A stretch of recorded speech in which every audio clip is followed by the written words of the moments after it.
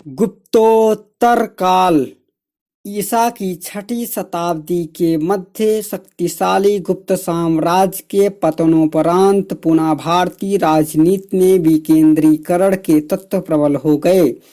इस काल में थानेश्वर के वर्धन वंश, वल्लभी के मैत्रक वंश, मगध के उत्तर गुप्त शासक मालवा के यशोधर्मन तथा कन्नौज के मौखरी वंश के जैसे अनेक राज्यों का उदय हुआ।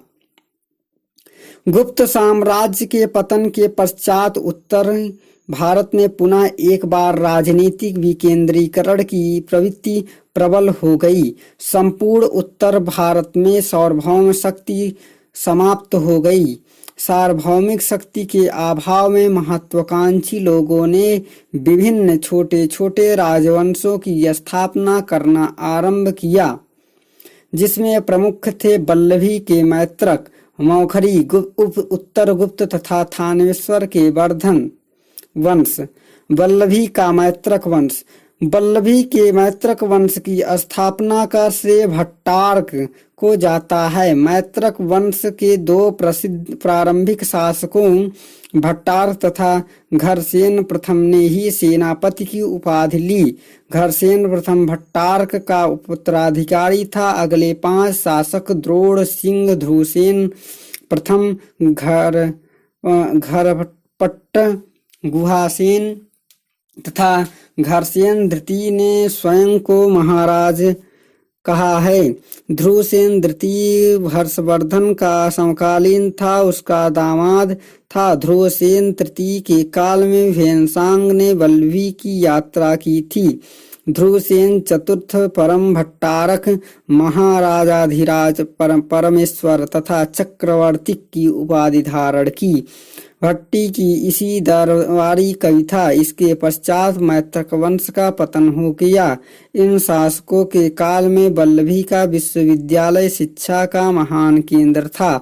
चीनी यात्री इर्सिंग के अनुसार यहाँ के विद्यार्थी को राज्य द्वारा प्रशासनिक पदों पर नियुक्त किया जाता था। यहाँ के आचार्यों में गणभूति तथा स्थिरमति प्रसिद्ध थे।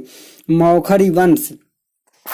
मौखरी वंश की स्थापना का श्रेय मुखर को जाता है। यह गुप्तों का सामंत था।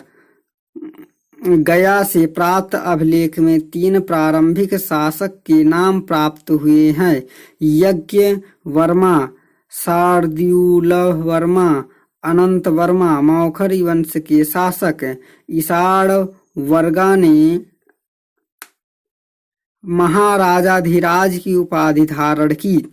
सर्ववर्मन ने भी महाराजाधिराज की उपाधि धारण की। नालंदा अभिलेख के अनुसार इसने पुष्यभूतियों के साथ मिलकर हूणों को पराजित किया। ग्रह वर्मा अंतिम मौखरी शासक था। उसका विवाह पुष्यभूति वंश के प्रभाकर वर्धन की पुत्री तथा हर्षवर्धन की बहन से हुआ था। गौड़ शासक शशांक तथा उत्तर गुप्त शासक देवगुप्त के षड्यंत्र की वजह से यह मारा गया, परंतु हर्षवर्धन के हस्तक्षेप से राज्य पर अधिकार नहीं कर पाया। इसके पश्चात मौखरी शासन का विलय वर्धन शासक के साथ हो गया। उत्तर गुप्त वंश।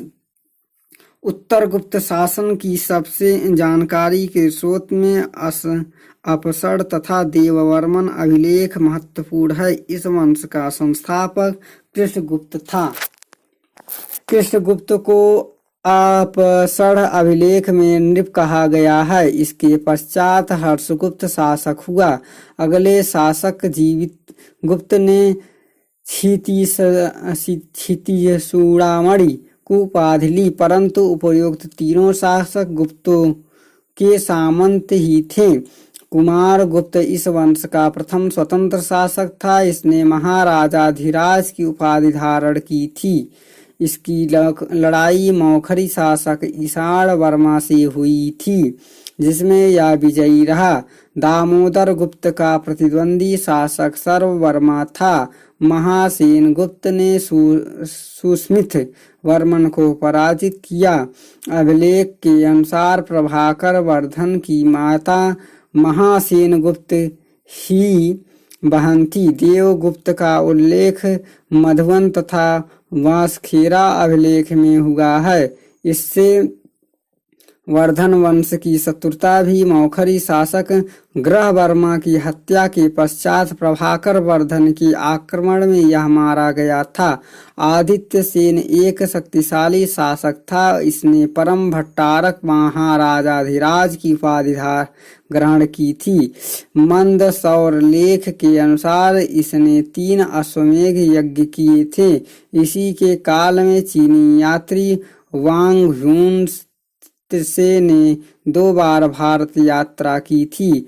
देववर्मन अभिलेख में इसे परम भागवत कहा गया है। देवगुप्त द्वितीय ने इसने भी परम भट्टारक महाराजाधिराज की उपाधि ग्रहण की थी।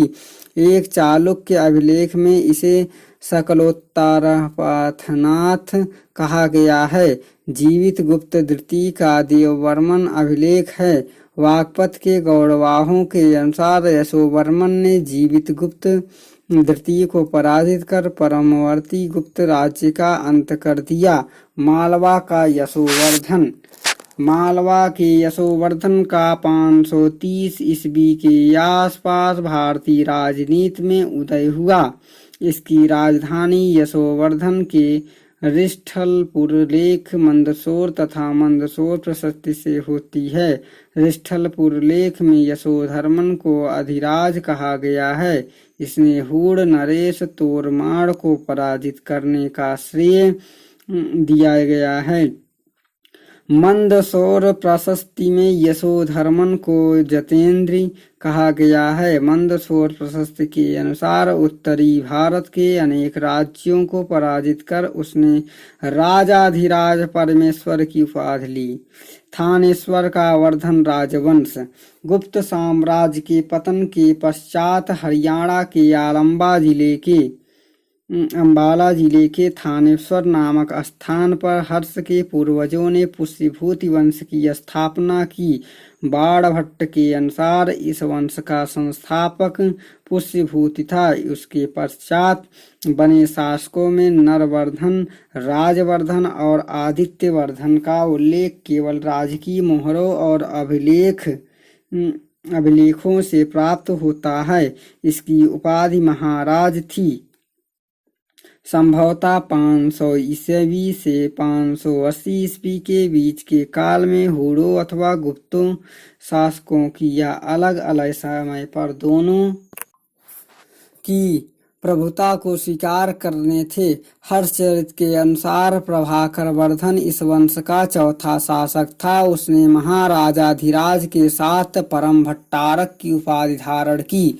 वह 3 पुत्रों राजवर्धन, हर्षवर्धन और कृष्ण तथा एक पुत्री राजसी का पिता था।